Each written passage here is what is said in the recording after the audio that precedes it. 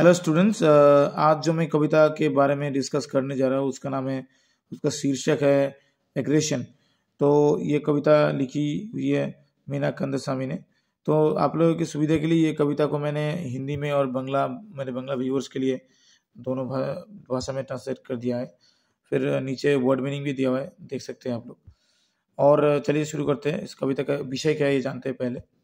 इस कविता में मीना कंदसामी पुरुष प्रधान समाज में महिलाओं पर हो रही अत्याचार के बारे में बात करती है। जब महिलाओं के खिलाफ हिंसा बर्दाश्त से बाहर हो जाती है तो महिलाओं आक्रामक हो जाती है और विरोध करती है, क्योंकि तब उनके पास विरोध करने के अलावा कोई विकल्प नहीं बचता है। यही इस कविता का विषय है। आक्रामकता और एग्रेशन का हिंदी में मतलब होता है हमला करना, और इसका हिंदी में मतलब एक आक्रामक भी होता है।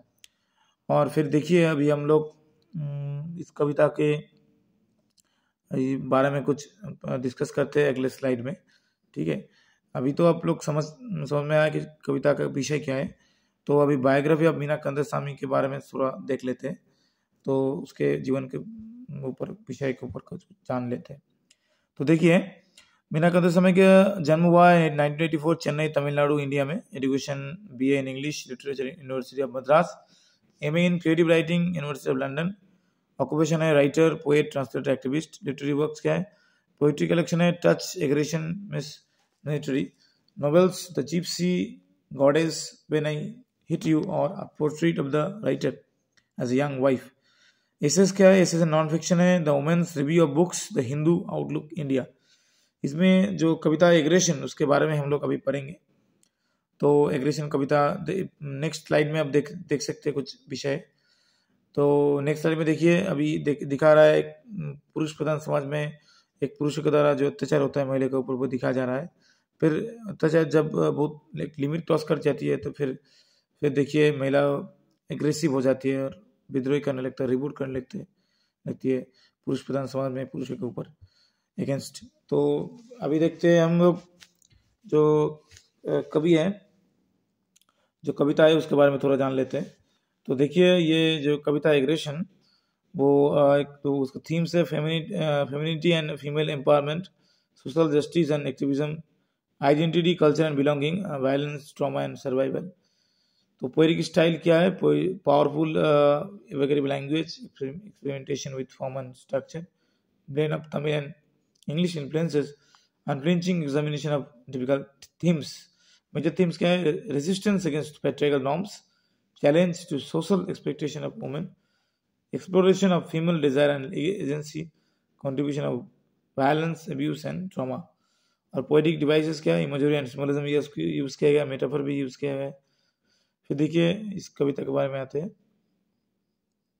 तो क्या होता है? First line, ours is a silence that waits endlessly waits, and then unable to bear it any further, it breaks into wails. इसका हिंदी अनुवाद है, हमारा मौन प्रतीक्षा करता रहता है, अंतिम प्रतीक्षा करता रहता है, और फिर इसे और अधिक सहन न कर पाने के कारण वो रोने लगता है। वो हमारा जो इनर सोल होता है, वो जो दबाव होती है पुरुष प्रधान समाज में, उसका दबाव को झेलती है, और एक समय आता है जब झेलने की क्षमता नहीं रहती, फिर वो रोने लगती है। वो कुछ कर पाती है, फिर रोने लगती है, वो फूट कर रोती है। यही इस कविता के यही लाइन के विषय वस्तु है। फिर देखिए नेक्स्ट लाइन में हम लोग आते हैं। नेक्स्ट लाइन में क्या होता है? फिर नेक्स्ट लाइन में और अधिक कुछ बात बोली गई है मीना कंदसामी के बारे में। नेक्स्ट लाइन में हम देखते हैं कि वो जो उसका जो दर्द है, वो दर्द हम झलक देखते हैं नेक्स्ट लाइन में। तो नेक्स्ट लाइन में दिया हुआ है कि but not all suppressed reactions in your bemoaning the tragedy. इसका हिंदी अनुवाद होता है, लेकिन सभी दमित प्रतिक्रिया हमारी त्रासदी पर विलाप करने तक ही सीमित नहीं होती। दमित प्रतिक्रिया मतलब जो प्रॉब्लम्स होती है महिला के जीवन में, जो समस्या होती है उसमें वो दबा कर रखती है, वो बाहर नहीं निकल पाती है। फिर वो जब बाहर निकलती है वो बहुत भयावह होती है, वो बहुत ट्रैजिक फुल होती है, वो बहुत शोक प्रिय होती है। तो वो उसके बारे में बात किए गए थे। देखिए नेक्स्ट लाइन में, sometimes the outward signals of inward struggles takes colossal forms and the revolution happens because our dreams explode.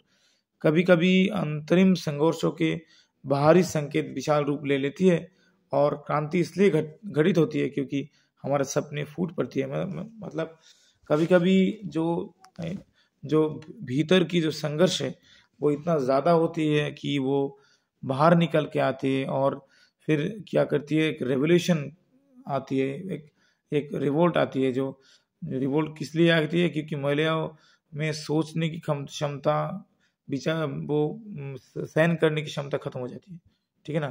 फिर महिलाओं क्या करते हैं, फूट फूट के रोने लगती है और महिलाओं में वो ताकत आ जाती है जो इसके लिए वो लोग रिवोल्ट करती है, वो लोग पुरुषों के अगेंस्ट विद्रोह करती है, ठीक है, वो रेवोल्यूशन करती है, फिर रेवोल्यूशन आता है। फिर जो दूसरे लाइन में हम लोग इसके बारे में और डिटेल्स में देखेंगे क्या होता है।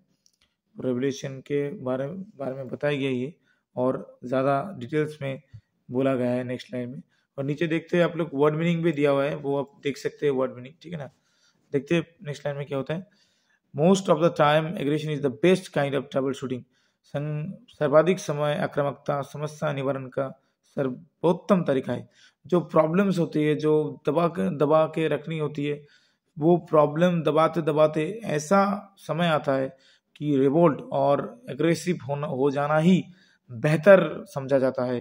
ट्रबल जो है उसको मिटाने में बेहतर होता है कि आप एग्रेसिव रहो, आप उसके विरुद्ध में रिवोल्ट करो, अब उसके विरुद्ध में रेवोल्यूशन ले आओ, उसके विरुद्ध में उसको प्रॉब्लम के जो अगेंस्ट में आप विरोध करो, तो फिर विरोध करने लगती है, फिर वो प्रॉब्लम धीरे धीरे सॉल्व हो जाता है।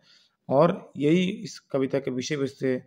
मीना कंदसामी ने ये विषय अपनी कविता में बार बार हर एक लाइन में अच्छी तरह से बताया है कि आप जब दमित प्रॉब्लम्स जब बहुत ज़्यादा बढ़ने लगती है तो एक ही तरीका होता है कि ट्रबल शूट करने के लिए आपको एग्रेसिव होना पड़ता है, आपको क्या करना पड़ता है, आपको विद्रोह करना पड़ता है। तो इसलिए बोला गया है, most of the time aggressive is the best kind of trouble shooting. सबसे ज़्यादा जो ट्रबल्स को दूर भगाने के लिए एग्रेसिव होना चाहिए।